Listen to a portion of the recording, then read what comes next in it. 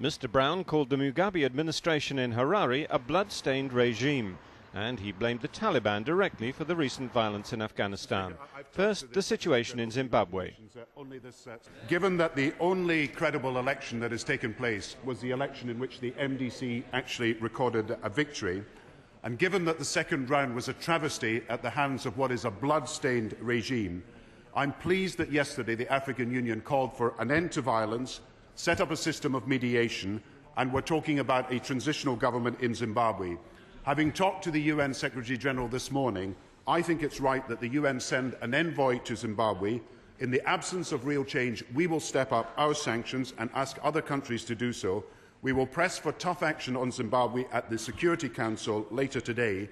We will do so at the G8 in coming days. There will not be support for reconstruction in Zimbabwe until democracy is restored. A point the Prime Minister repeated a little later on. It is indeed time for Mugabe to step down, and he has blood on his hands for what has happened during the election campaign, where so many people died and where so many people were displaced. But I think he should read into the African Union summit and their decisions, which I have before me, something more positive than he is suggesting. The summit itself concludes that they are deeply concerned by the negative reports of SADC, and that is the election observers, and concerned about the loss of life, and want to avoid further worsening of violence. They've reported that they will have an envoy and mediation in Zimbabwe. The aim is to involve the MDC in the government. I have asked the Secretary-General that the UN themselves send an envoy to Harare.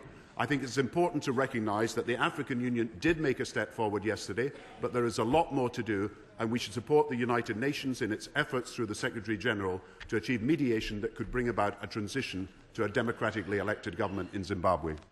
Mr. Brown then turned to Afghanistan in response to a question on what the coalition was achieving. Mr. Speaker, the responsibility for the violence and the death lies with the Taliban and their supporters. And we have, over these last few years, trained up 58,000 soldiers in the Afghan army. The police are now training 80,000 Afghan local police.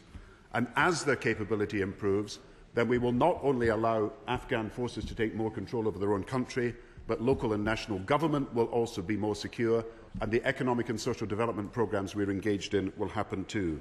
We have halved the number of we have doubled the number of poppy-free provinces in the last period of time.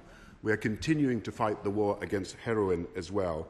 But I assure him that the reason that we are in Afghanistan is to stop the Taliban taking over there, to stop Al-Qaeda coming back in that country, and therefore to remove the threat that is a threat not just to the Afghan people, but a threat to the whole of Europe, including our own country. These subjects no doubt will come up again, maybe as soon as tomorrow, when Mr. Brown appears before a select committee in Westminster.